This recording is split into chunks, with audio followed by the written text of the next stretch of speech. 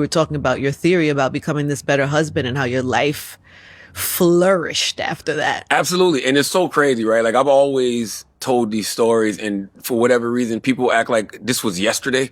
Yeah. It's like, no, bro, I've been clean for like 9 years out here in these streets. Okay.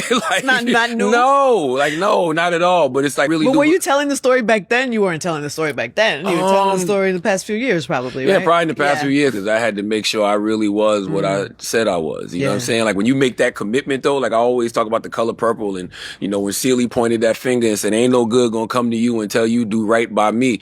That is real. And so what happens when you actually do right by the woman you love? What happens when you actually do right, you know, by your wife? For me, my life has done nothing but go up, up, up, up, up. So I always say to myself, like, why would I ever go backwards? Especially when I continue to see men make those same rookie mistakes, losing everything. Like you see what just happened to the head coach of the University of Michigan, like 39 years old, married with kids, you know, playing around on the side, and like now his whole it's like, why would I make those mistakes when I'm seeing what's happening to other people? And even before that, like I saw what was happening to my pops and my uncles, and my pops would always tell me the worst thing that he ever did was do, you know, wrong by my mother. You know, even though he ended up, you know, getting remarried, but that's just that's a hole that, you know, is in his life that he just regrets, you know, even to this day. Did you know that at the time, or did you know that after you had changed your life and saw the effect of it? Or did you make that decision with the intention of like, my life will be better if I do right by her?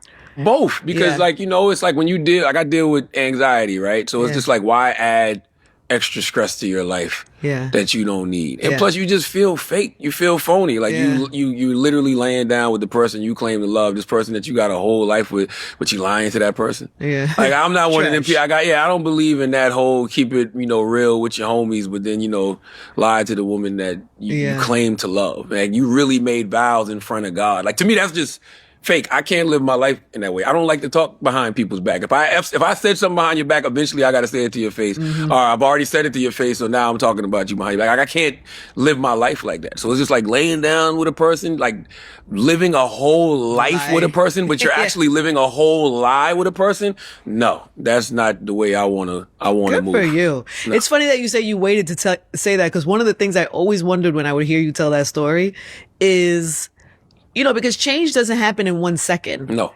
You know, and sometimes behaviors take a little while to kind of break. And I wonder if any of that stuff ever still showed up for you, the temptation, the bad habits, No, because it's literally like, it's like changing your diet.